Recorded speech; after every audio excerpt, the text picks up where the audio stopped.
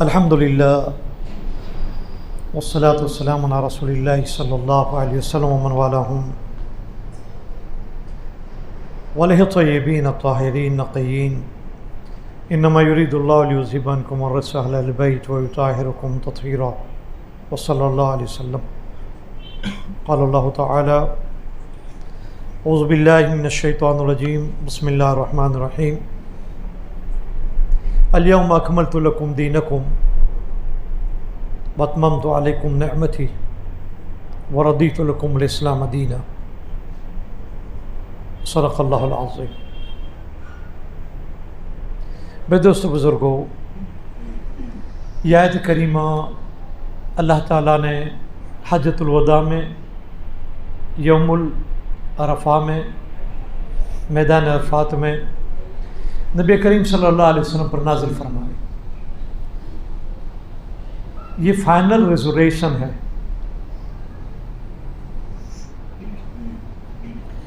اللہ جل شانہ نے اس میں بتا دیا آج تمہارے لیے تمہارے دین کو مکمل کر دیا گیا، دین مکمل ہو چکا ہے، نہ کمی ہوگی نہ زیادتی ہوگی۔ جو کمی یا زیادتی کرے گا اس کو دین سے کوئی لینا دینا نہیں۔ اسی میدان عرفات میں نبی کریم صلی اللہ علیہ وسلم نے فرمایا جاہلیت کی جتنی بھی رسمیں ہیں جو زمانے میں تھی اور قیامت تک آئے گی، تحت قدمی موضوعۃ، اپنے پاؤں کے نیچے میں اس کو رون دیتا ہوں۔ نو پلیس ان اسلام۔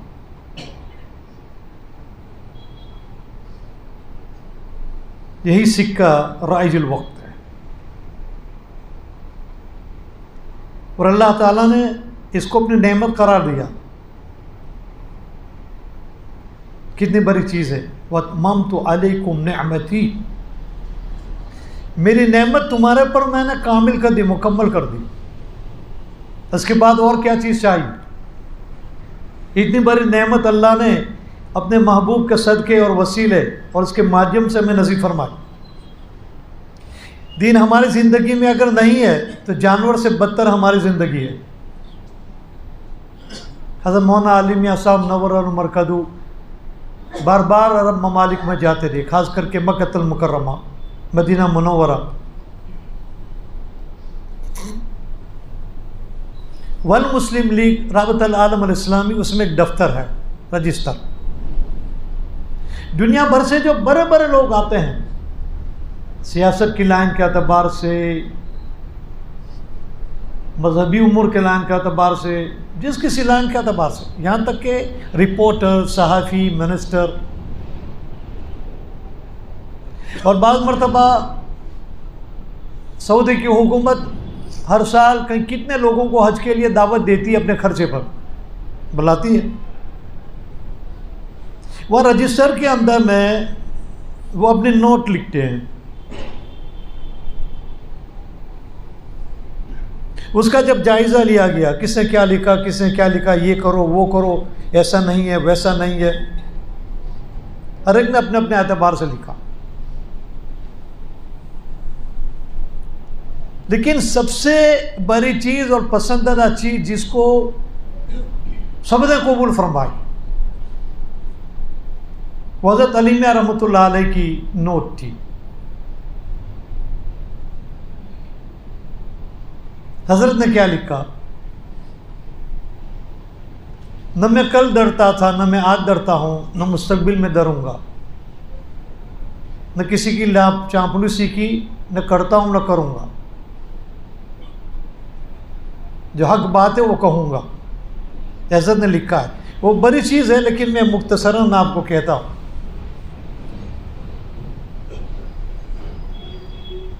انہوں نے کہا کہ اس کے مادھیم سے میں تمام میرے عرب بھائیوں کو، شیخوں کو، رولروں کو، علماء کو، مصلحین کو، دعات کو، اور جو تمہارے رپورٹر ہیں ٹی وی کے، میڈیا کے، الیکٹرانک پیپر، سب کو،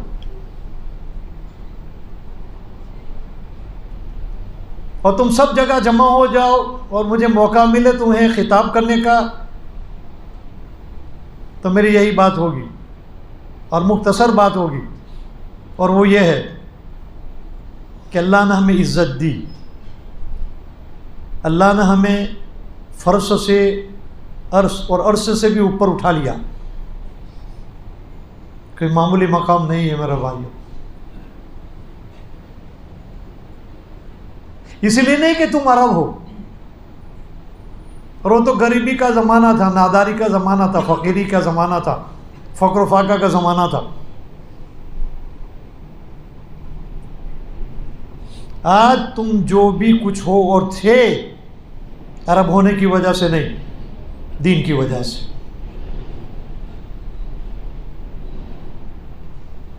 اور تمہارا ہاتھ رحمت للعالمین کے ہاتھ میں ہاتھ دینے سے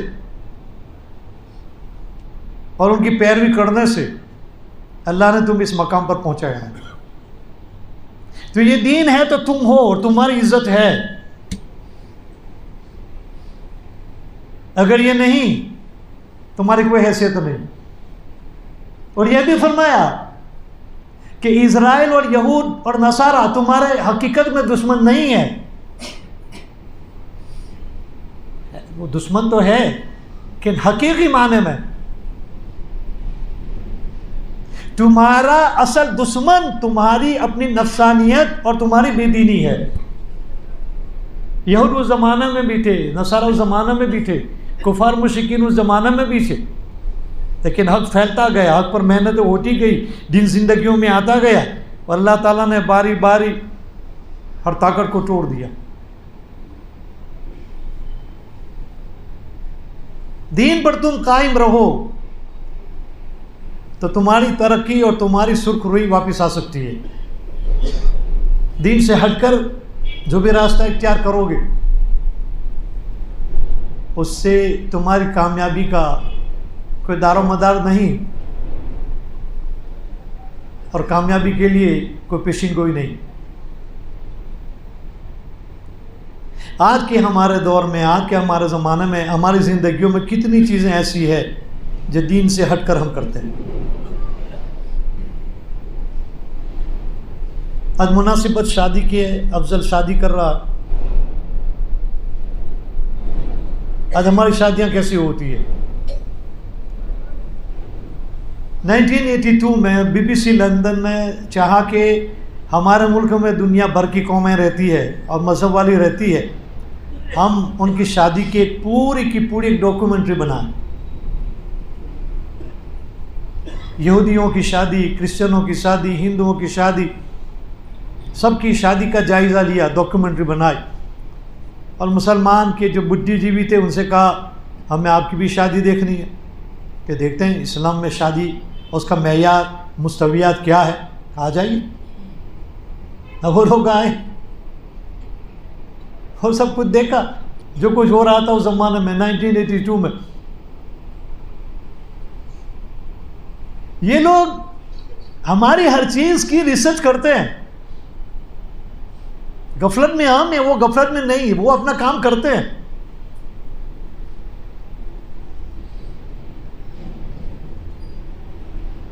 اب ان کی جو بھی نیت ہو، لیکن اللہ تعالیٰ اس راستے سے بھی ان کو ہدایت دیتا ہے، اور کئیوں کو ہدایت ملی۔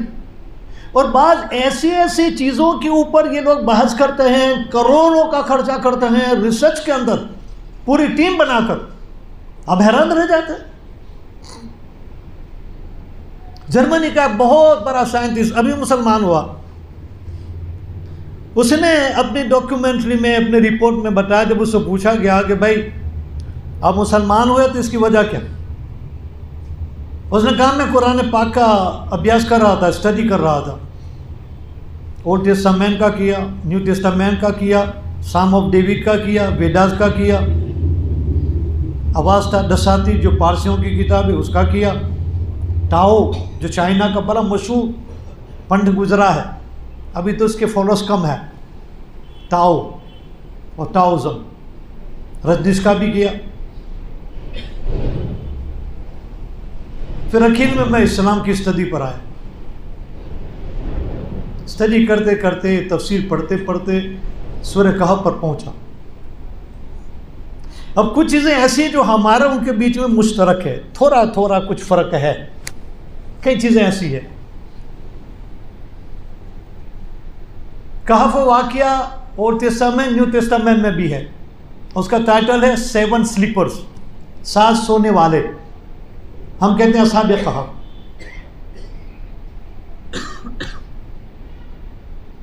سیون سلیپر، 7 سونے والے ہے ان کی یہاں۔ لیکن وہ اس آیت کریمہ پر پہنچا، وَتَرَى الشَّمْسَ إِذَا طَلَعَتْ تَزَاوَرُ عَنْ كَهْفِهِمْ ذَاتَ الْيَمِينِ وَإِذَا غَرَبَتْ تَقْرِضُهُمْ ذَاتَ الشِّمَالِ وَهُمْ فِي فَجْوَةٍ مِّنْهُ۔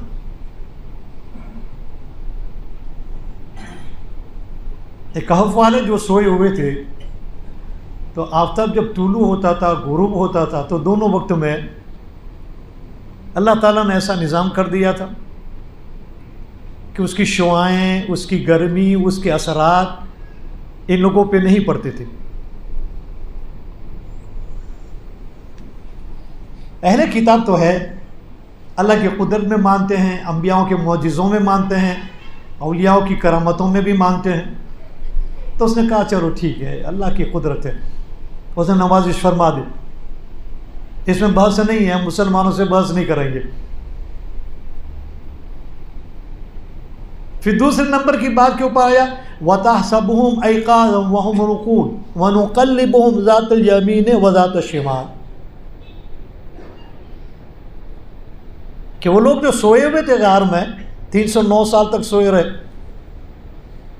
اللہ تعالیٰ فرماتے ہیں ہم دائیں بائیں ان کو گھماتے رہے، we turned them right and left۔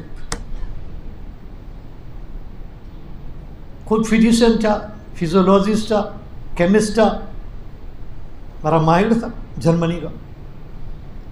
تو اس نے کہا کہ یہ تو ایک طبی اور میڈیکل چیز ہے کہ آدمی ایک حیت کے اوپر ایک مدت، ایک وقت، ایک زمانے تک سویا پڑا رہے تو خون کا دوران یا تو بند ہو جاتا ہے یا کم ہو جاتا ہے، اور اس کی سائیڈ ایفیکٹ ہوتی ہے، کبھی فالج ہو جاتا ہے، لکوہ مار جاتا ہے، پین نوز ہو جاتی ہے، نس دب جاتی ہے، کبھی ڈوکی یوں رہ جاتی ہے، کبھی کھابا یوں رہ جاتا ہے۔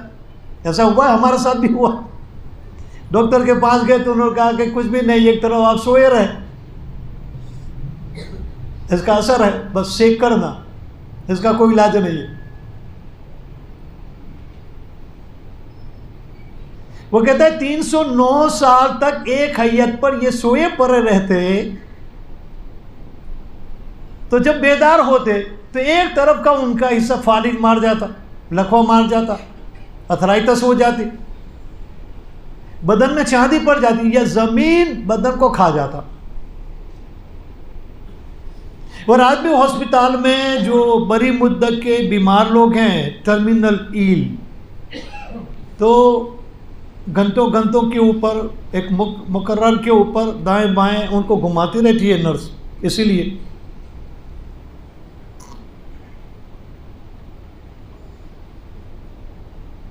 آپ لوگ سن رہے ہیں، دماغ یہاں ہے نا، اچھی بات ہے۔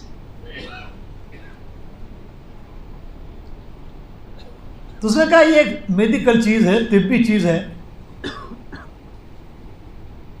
آج کے زمانے میں ڈاکٹروں کو اس کا پتہ چلا، جبکہ اللہ نے اپنے نبی کے ذریعے سے 1000 سال پہلے کا حال بیان کر دیا کہ دیکھو ہم نے کیسا نظام کیا، ان کی سیفٹی کا بھی، ان کی سیکورٹی کا بھی، ان کی باڈی کا بھی، ان کا ہیلتھ کا بھی، اور ان کی طبیعت کا بھی۔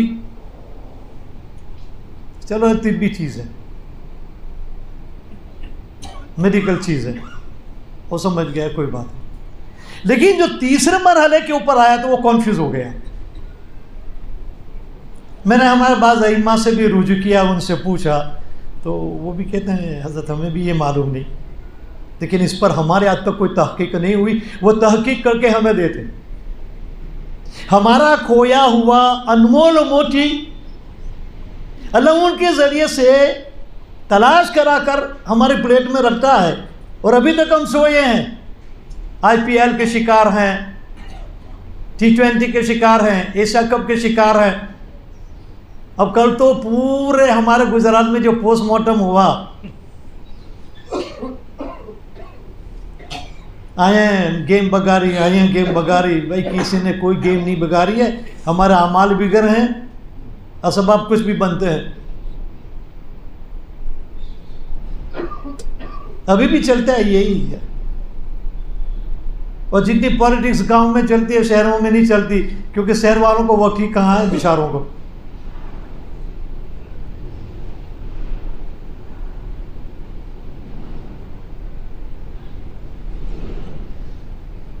جب تیسری سیڑھی کے اوپر وہ آیا،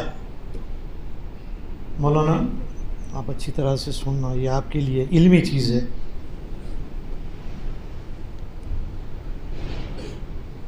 وَكَلْبُهُمْ بَاسِطٌ ذِرَاعَيْهِ بِالْوَصِيدِ. دو چیز تو بیان کر دے، وہ سمجھ گیا. تیسری چیز اس کی سمجھ میں نہیں آئی. اور ان کا کتا اپنے 2 پاؤں پھیلائے ہوئے بیٹھا ہوا ہے وہاں پر کتا. وَكَلْبُهُمْ بَاسِطٌ ذِرَاعَيْهِ بِالْوَصِيدِ. اب یہاں آ گیا، اس کا دماغ چکرانے لگا. میں آپ سے کہتا ہوں، خود ہم نے مدرسے میں پڑھا، قرآن پاک کی تفسیر بھی پڑھی، جلالین شریف کی تفسیر بھی پڑھی، بیضاوی شریف کی بھی تفسیر پڑھی، اور فارغ ہونے کے بعد بھی کتنی تفسیریں پڑھی. تفسیر مظہری، بیان القرآن، تفسیر حقانی، تفسیر ماجدی، معارف القرآن.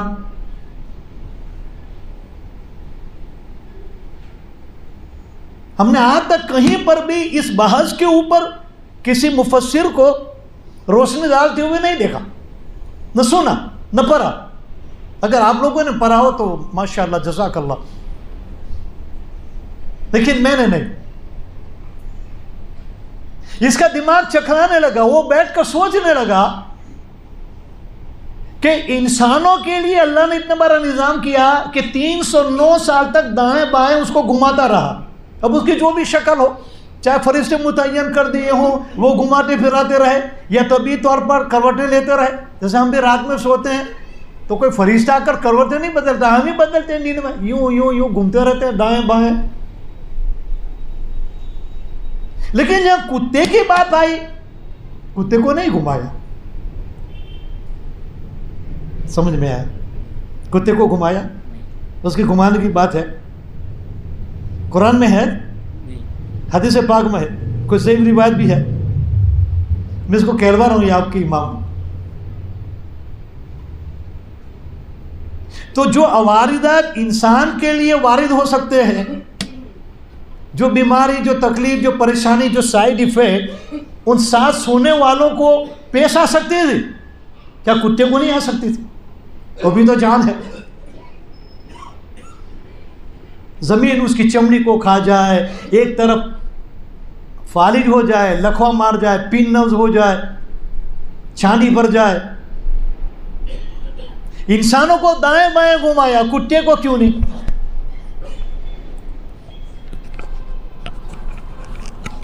کتے کے گھمانے کا کوئی نہیں ہے، کتے کو نہیں گھمایا، انسانوں کو گھمایا. سوال سمجھ میں آیا؟ میں بولو، سوال سمجھ میں آیا آپ لوگوں کو؟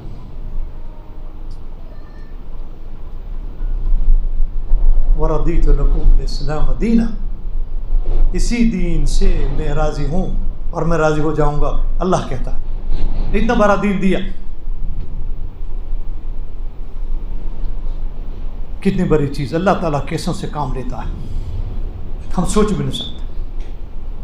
جب میں ڈاکیومنٹری پڑھ رہا تھا میں خود سوچ میں پڑ گیا، اور جب ایسی چیزیں آتی ہیں تو میں بند کر دیتا ہوں اور میں اپنے طور پر سوچنے لگتا ہوں کہ میرے پاس کا کوئی جواب ہے. اگر جواب ہے تو اس سے میچ کھاتا ہے یا نہیں. کتنی دیر تک میں سوچنے لگا، مجھے جواب ہی نہیں ملا کیونکہ پڑھا ہی نہیں تھا.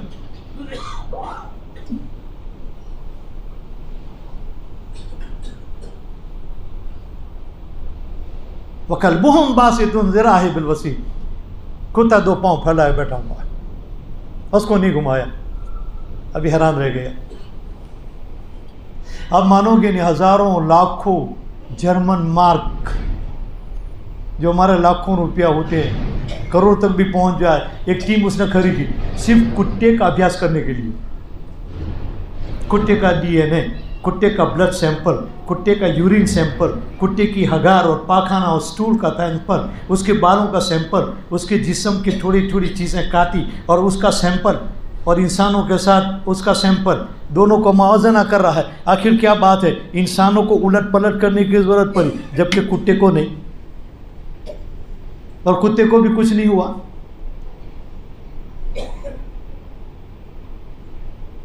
پوری ٹیم اس نے قائم کی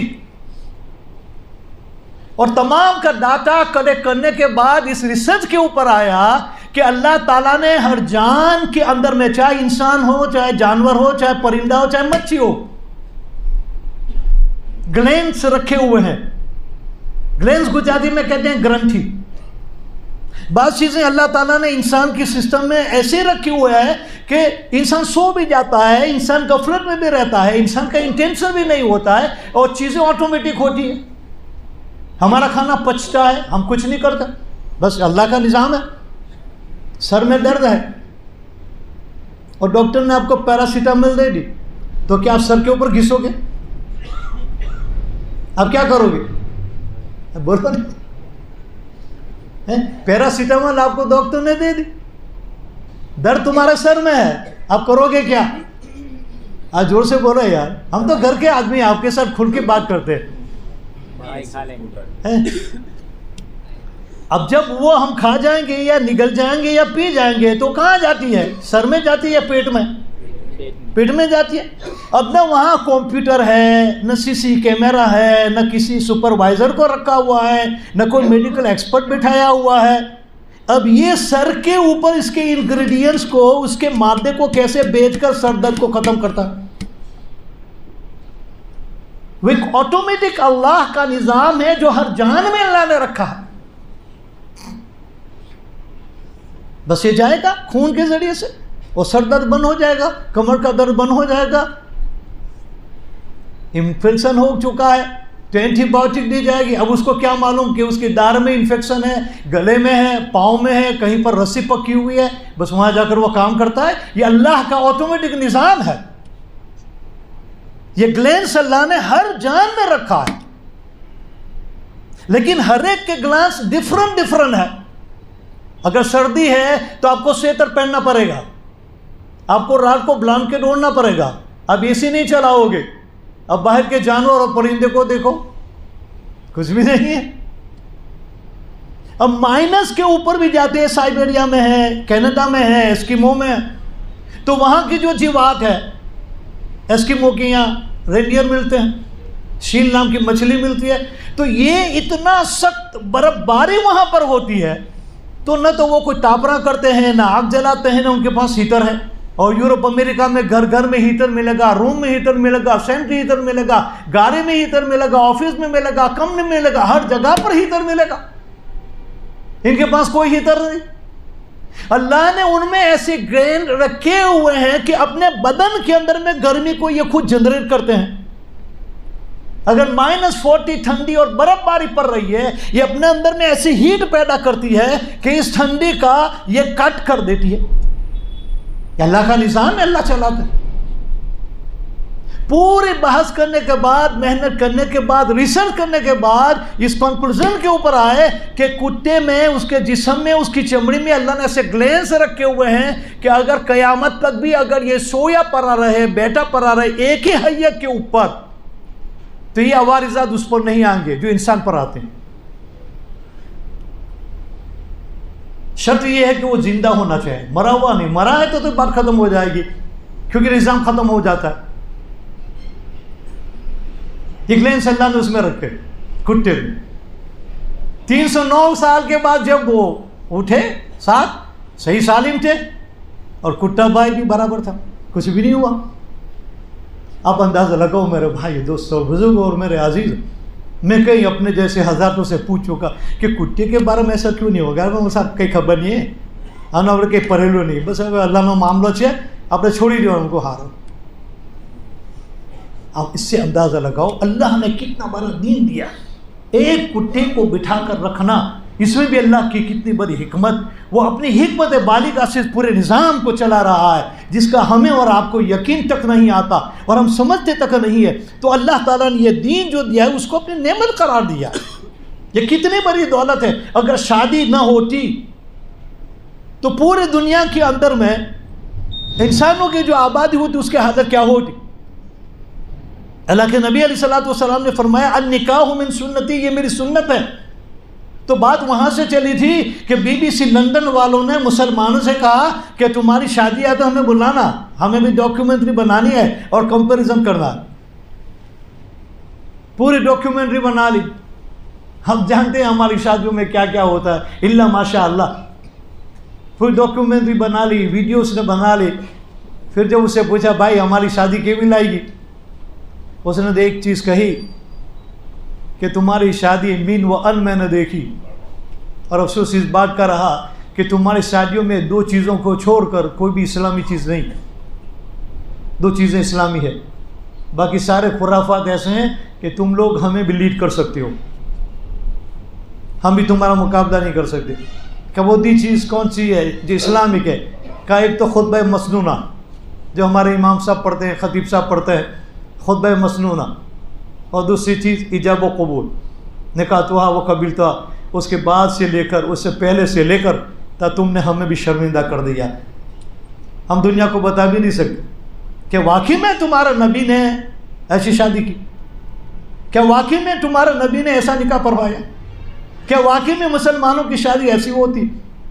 جبکہ ہمیں کمپریہنسو دین دیا گیا، اللہ کے نبی کی سنت دی گئی. تو مولانا علی میاں نور اللہ مرکز نے فرمایا کہ ہماری سرخ روئی ہماری دینداری کی وجہ سے ہے، ہمارا مال دولت پیسوں کی وجہ سے نہیں ہے، دینداری ہماری زندگی کے اندر میں ہے. تو آپ سمجھ لو میرے بھائی، جو آنے والی نسلیں ہیں وہ دیندار ہوگی. آج ہماری اولاد ہمارے کہے میں نہیں ہے، آج ہماری اولاد ہماری باتوں کو نہیں مانتی، آج ہماری اولاد دین سے بالکل بے پرواہ اور باغی بنتی جا رہی ہے دن بدن. آخر کیا بات ہے؟ قصور اولاد کا نہیں ہے، قصور ہمارا کہ جو فاؤنڈیشن ہے نکاح سے لے کر اس کے پیدا ہونے تک، وہاں پر فاؤنڈیشن نہیں، ہم نے سالڈ اور کانکریٹ نہیں بنایا. مولانا علی میاں صاحب نور المرکز نے ایک مرتبہ بیان کے اندر میں فرمایا تھا کہ میں نے جب سورہ کہف کے اس واقعے کو سنا کہ خضر علیہ السلام نے ایک لڑکی کو قتل کر دیا، چھوٹا بچہ تھا، گناہ کچھ نہیں، شریعت کا مکلف بھی نہیں تھا، بظاہر اس نے کوئی گناہ نہیں کیا تھا. حضرت موسیٰ علیہ السلام نے فرمایا لقد جئت شیئا نکرا، یہ تو کیسا کام کیا آپ نے. وہ صاحب شریعت تھے، تو شریعت بار سے شرعی نقطۂ نظر سے وہ دیکھتے ہیں اور کہتے ہیں کہ یہ تو اچھا کام نہیں کیا خضر، اس بچے کا قصور کیا، اس کا گناہ کیا، اس نے کیا کیا، یہ مکلف ہی نہیں ہے شریعت کا. حضرت نور اللہ مرکز نے کتنی باریک بات فرمائی، اللہ اکبر. آپ سنیں گے، آپ سوچیں گے تو آپ حیران رہ جائیں گے. یہ صرف اس بچے اور ماں باپ کے لیے سبق نہیں، آنے والی پوری امت کے لیے، قیامت تک کے لیے سبق ہے. حضرت نے فرمایا کہ حضرت خضر نے جو اس کا جواب دیا، اس کی تعویل فرمائی، وَأَمَّا الْغُلَامُ فَكَانَ أَبْوَاهُ مُؤْمِنَيْنِ. اس لڑکے کے ماں باپ بڑے نیک اور دیندار تھے، لڑکے کے ماں باپ بڑے نیک اور دیندار تھے، اور لڑکا ماں باپ کو بڑا پیارا تھا، اور لڑکا آگے چل کر گمراہی کی راہ اختیار کرنے والا تھا.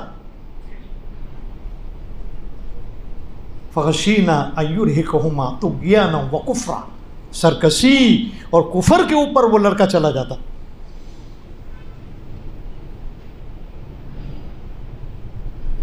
فَأَرَادَ رَبُّكَ أَن يَبْلُغَ فَأَرَادَ رَبُّكَ.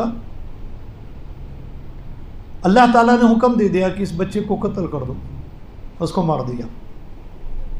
بچے کے ایمان کو بچایا، بچے کے ماں باپ کے ایمان کو بچایا، اور بچے کی جگہ پر اللہ تعالیٰ نے نیک صالح لڑکی دی. اس کی یہاں لڑکی پیدا ہوئی اور اس کی یہاں حضرت عیسیٰ پیدا ہوئی. یہ تو بیک گراؤنڈ مختصر بتا دیا. لیکن حضرت نور اللہ مرکز کیا فرماتے ہیں کہ جو شریعت کا مکلف نہیں تھا لیکن خطرہ تھا، یہ شرکس بنے گا، یہ فتنہ بنے گا، یہ کفر پر چلا جائے گا، اس کی محبت میں اس کے ماں باپ کا بھی ایمان چلا جائے گا، وہ بھی کفر میں چلے جائیں گے. تو اللہ نے اس بچے کی ایمان کو بچانے کے لیے، ماں باپ کی ایمان کو بچانے کے لیے، فتنے سے بچانے کے لیے اس کو راستے سے ہٹا دیا. حضرت نور اللہ مرکز فرماتے ہیں کہ خضر کو تو حکم تھا اللہ کی طرف سے تو انہوں نے کیا. ہمارے لیے یہ حکم نہیں ہے کہ شریعت سے ہٹ کر کوئی کام کریں.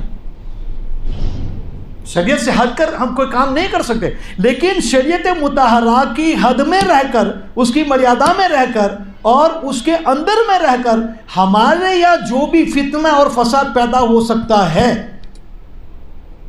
ہماری اولاد کی وجہ سے, ہمارے دوستوں کی وجہ سے, ہمارے پارٹنر کی وجہ سے, ہمارے بھائی بہنوں کی وجہ سے, ہمارے ماں باپ کی وجہ سے, یا ایسی کو رواجوں کی وجہ سے فتنے کھڑے ہو سکتے ہیں, تو فرمایا کہ اس کو وہیں سے راستے سے ہٹا دو, ورنہ آگے چل کر یہ کیا کرے گا, ایک شرکس اور کفر اور شرک کے راستے کے اوپر لے جائے گا. حضرت قائد طیب صاحب نور اللہ مرکزو نے ایک مرتبہ فرمایا تھا بیان کے اندر میں کہ شیطان کا حملہ اعمالوں پر ہوتا ہے. اعمالوں کی بنیاد جب مزمحل ہو جاتی ہے, کمزور ہو جاتی ہے, اعمالوں کی دیواروں میں شکاف پڑ جاتے ہیں, اس کے اندر میں ترے پڑ جاتے ہیں, بنیاد اس کی گر جاتی ہے, اور جب فسق اور فجور داخل ہو جاتا ہے, جب فسق اور فجور داخل ہوگا, بدعات داخل ہو جائیں گے, خرافات داخل ہو جائیں گے, جاہلیت کے رسمیں داخل ہو جائیں گی, غیروں کے طریقے داخل ہو جائیں گا, اور جب یہ جڑ پکڑ لے گا تو پھر یاد رکھو ایمان کے چلے جانے کا خطرہ ہے. اس لیے ہمارے یہاں بنیاد جو ہے بچے کے آنے سے پہلے شادی سے شروع ہو جاتی ہے کہ بھئی نکاح ایسا ہونا چاہیے جو سنت کے مطابق ہو, اور وداعی بھی ایسی ہونی چاہیے جو سنت کے مطابق ہو, زندگی بھی ایسی ہونی چاہیے جو سنت کے مطابق ہو. اور اللہ کے نبی علیہ السلام نے فرمایا مجھے 2 چیزوں کی گارنٹی دے دو, میں تمہیں دنیا سے جنت کی گارنٹی دیتا ہوں. ما بین لحیہ و ما بین فخذیہ, تمہارے جبروں کے بیچ میں جو یعنی زبان کی حفاظت کر لو. امام ترمذی نے حدیث بیان فرمائی ہے, ہمارے علماء سے پوچھ لینا. امام ترمذی نے حدیث بیان فرمائی آدمی اچھے کام کرتے کرتے کرتے جنت کے اتنا قریب پہنچ جاتا ہے, یدن و ذراعن, ایک ہاتھ, ایک بالش, 1 فٹ اس کے بیچ میں اور جنت کے دروازے کے بیچ میں ڈسٹنس رہ جاتا ہے بس. اب ایک قدم اٹھایا جنت میں گیا, اور زبان سے ایسی بات کر دیتا ہے اللہ تعالیٰ اس کو اٹھا کر جہنم میں پھینک دیتا ہے.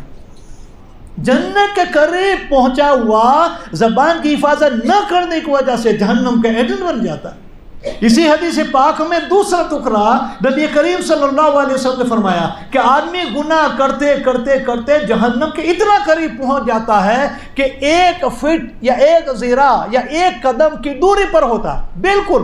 اب دوسرا قدم جہنم میں جائے گا, اس کی زبان سے ایسی بات نکل جاتی ہے کہ 2 کے بیچ میں صلح ہو جاتی ہے, آدمی کا دل جیت لیتا ہے, آدمی کی اصلاح ہو جاتے ہیں, یعنی اچھی بات زبان سے نکل جاتا ہے.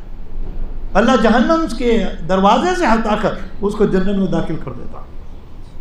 یہ جنت بھی بنا دیتی ہے, یہ جہنم بھی بنا دیتی ہے. دوسری چیز اللہ کے رسول صلی اللہ علیہ وسلم نے فرمایا کہ تمہاری شرمگاہ چاہے مرد ہو یا عورت ہو, اس کی حفاظت کرو, اس کی گارنٹی مجھے دو. اور شرمگاہ کی حفاظت کا بہترین ذریعہ جو اللہ کے نبی علیہ السلام نے امت کو دیا ہے وہ نکاح ہے. میرے بھائیو 2 رکعت نماز اگر آپ پڑھو گے اپنے طریقے پر قبول نہیں ہوگی. امام غزالی فرماتے ہیں کہ 2 رکعت میں 4 سجدے ہوتے ہیں, 2 رکوع ہوتے ہیں, اور کوئی آدمی پہلے 4 سجدہ کر لے اور پھر 2 رکوع کر لے اور پھر 2 قیام کر لے اور کھڑے کھڑے سلام چھوڑ دے. ارکان وہی ادا کیے جو اس کی گنتی کے اعتبار سے کہ اس کی گنتی ہے 2 قیام 2 رکوع 4 سجود. کیا اس کی نماز صحیح ہوگی؟ ہاں یا نہ؟ کیوں نہیں؟ اس نے لمٹ کو تو پورا کر دیا, اس کی جو لمٹ ہے اس نے پوری کر دی. وہ سب کچھ اس نے کیا سر آنکھوں کے اوپر, لیکن رسول عربی کے طریقے کے مطابق نہیں ہوا. تو نماز قبول نہیں ہوتی ہے اپنے طریقے پر, کوئی بھی عبادت قبول نہیں ہوتی ہے اپنے طریقے پر. تو شادی جو اتنی بڑی چیز ہے جو اوپر سے آئی, اوپر سے یہ 2 چیزیں اللہ نے طے کر لی ہے, ایک تو تمہاری روزی اور ایک تمہاری جوری, اور دوسرا ہمارا ایمان. ایمان بھی اوپر سے لکھ کر آ چکا ہے, سقیون و سعید, روزی بھی اوپر سے لکھ کر آ چکی ہے اور جوری بھی اوپر سے لکھ کر آ چکی ہے, اور یہی ہمارے ساتھ میں جانے والی. حضرت مولانا عبد الماجد صاحب نور اللہ مرکزو جب افریقہ تشریف لائے تھے تو انہوں نے ایک واقعہ سنایا تھا, اس پر بات انشاءاللہ ختم کر دیں گے. کہ سیدہ فاطمہ الزہرا اور ماں عائشہ رضی اللہ تعالیٰ عنہ ان کے بیچ میں بات چیت چل رہی تھی. سیدہ فاطمہ نے کہا اماں آپ کچھ بھی ہو لیکن آپ کا مقام اور آپ کا درجہ مجھ سے بڑھ کر نہیں ہے, یو کین کمپیٹ میں. تو اماں نے پوچھا بیٹا کیسے؟ کہ انت بنت صدیق وانا بنت رسول اللہ, تم ابو بکر کی بیٹی ہو, میں اللہ کے رسول کی بیٹی ہوں, اللہ کے رسول سب سے افضل ہے. اماں کو اللہ نے کیا علم دیا تھا, اللہ اکبر. اماں نے برجستہ فوراً کہا ہاں بیٹی تمہاری بات صحیح ہے, جسمانی اعتبار سے تو یہ چیز برابر, میں صدیق کی بیٹی تم رسول اللہ کی بیٹی. لیکن یہ مت بھولنا قیامت میں جب عورتیں جنت میں جائے گی تو ان کا ہاتھ ان کے شوہروں کے ہاتھ میں ہوگا, اور شوہر میں ہاتھ ڈال کر وہ جنت میں جائے گی. تیرا ہاتھ ہوگا علی کے ہاتھ میں, میرا ہاتھ ہوگا رسول اللہ کے ہاتھ میں. تو افضل بھائی یہاں پر بھی ہے وہاں پر بھی تھی. امام راضی نے کہا جو جوڑی ہونے والی تھی دنیا میں وہ عہد السطو میں ساتھ ساتھ تھی, تو وہاں پر بھی ساتھ تھا, اور افضل دنیا میں بھی ساتھ ہے, اور قیامت میں بھی وہ وہیں پر ہوگی. امام غزالی فرماتے ہیں اللہ کے نبی علیہ الصلوۃ والسلام نے فرمایا کہ اماں حوا کو حضرت آدم علیہ السلام کی پسلی سے بنائی, اور پسلی ٹیڑھی ہوتی ہے. اللہ کے رسول نے فرمایا یہ ٹیڑھی ہے, اسی سے کام چلا رہو, کمپرومائز کرتے رہو, سمجھتے رہو, سیدھے کرنے کی فراق میں نہ رہو. ارے یا تو اورو چھوں سالی سمجھے چھوں. اللہ کے رسول فرما چکے 1400 سال پہلے یہ ٹیڑھی ہے, اسی سے نباہ کر لو. بہت سی چیزیں اس کا حسن ہی ٹیڑھا پن ہے. آپ نے تلوار دیکھی ہے, تلوار سیدھی ہوتی ہے یا یوں ہوتی ہے؟ ڈاٹیرا ٹیڑھا ہوتا ہے, اور کھانے میں کیلا. اگر نہیں دیکھا تو جا کے دیکھ لو, لاڑی پہ کیڑے بکتے ہیں. بس کیڑا سیدھا ہوتا ہے یا ٹیڑھا ہوتا ہے؟ اب سیدھا کرنے جاؤ گے تو کیا ہوگا, بیچارہ ٹوٹ جائے گا. تو اللہ کے رسول نے فرمایا کمپرومائز کر لو, اس کو سمجھ لو. ہم نے تو پہلے سے ہی ایڈاپٹ کر لیا ہے کہ جب وہ غصے میں ہوتی ہے میں چپ ہو جاتا ہوں, روم میں سے ہی چلا جاتا ہوں. ایک بولی نے ٹھا کے پچھی کہ ہم میں ہوٹو کہ وڈھارے بولے نہیں, بولی نے پوٹے ٹھا کیجیے, محبت رکھ. میرے بھائیو دوستوں بزرگوں, بس 2 چیز مجھے آپ کو کہنی تھی, وہ یہی تھی کہ شادی اتنا بڑا مقام ہے کہ تمام نبیوں کی یہ سنت رہی, تو اس کو سنت کے مطابق کیا جائے. عورتوں میں ٹیڑھا پن تو ہے ہی, اس کو جھلا جائے. اس میں بھی ثواب رکھا ہے, اس میں بھی برکتیں رکھی ہے.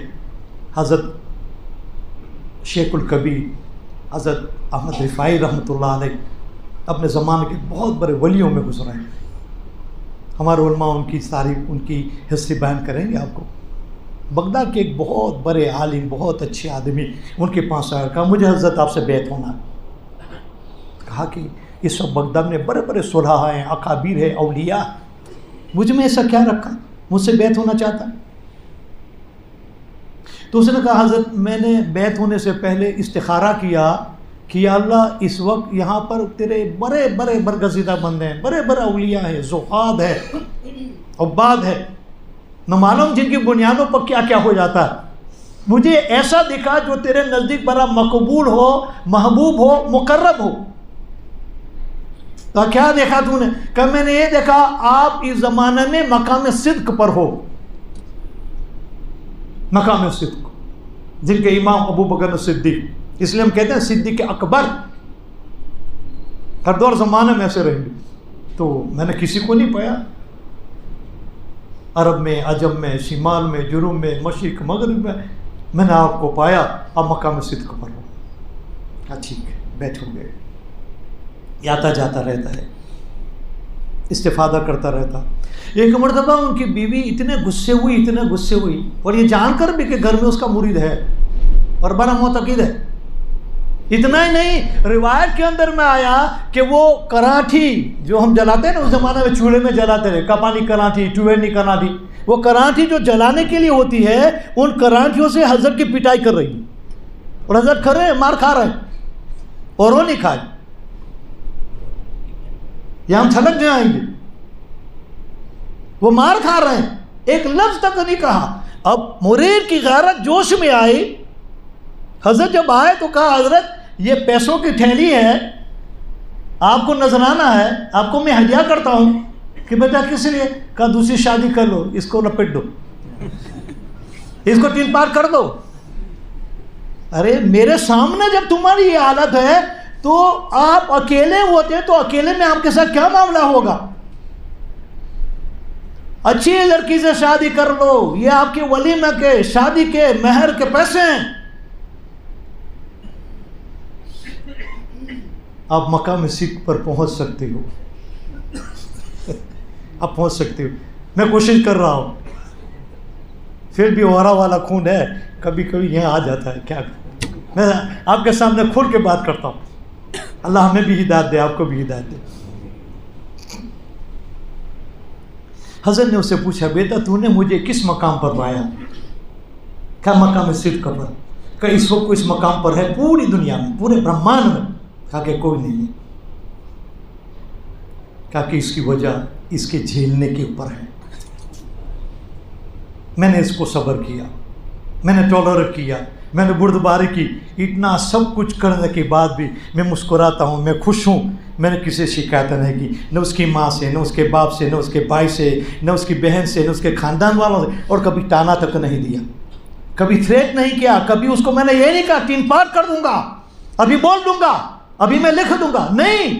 جس دن سے آئی آج تک میں اس کو جھیلتا رہا ہوں، یہ اسی صبر کا بدلہ ہے کہ اللہ نے مجھے مقام صدق پر پہنچا دیا۔ دن مقام صدق میں جانا چاہتے ہو؟ اے اور ہونی چاہیے، آرام نہ کام نہیں۔ آکھی رات نماز پڑھی ہو اور متے آسان، آکھا دیوس نہ آکھا اور نہ روزہ رکھو آسان، اور لاکھوں نے لاکھوں نو دان کرو آسان۔ پر مولوی صاحب آئے میں مین، آج بیہیو لائک اے مین، میں تو مرد ہوں، میری مردانیت تو دکھانی چاہیے۔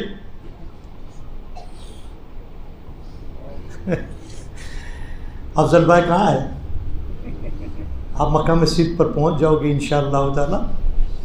اللہ تعالیٰ اس شادی میں برکت دے، راحت دے، رحمت دے، سنت کے مطابق بنائے۔ جن کی بیٹیاں جوان ہو چکی ہے اللہ ان کا جوڑوں کا انتظام پیدا فرما دے۔ قل قولی ھذا واستغفر اللہ لی ولکم ولسائر المسلمین فاستغفروہ انہ الغفور الرحیم۔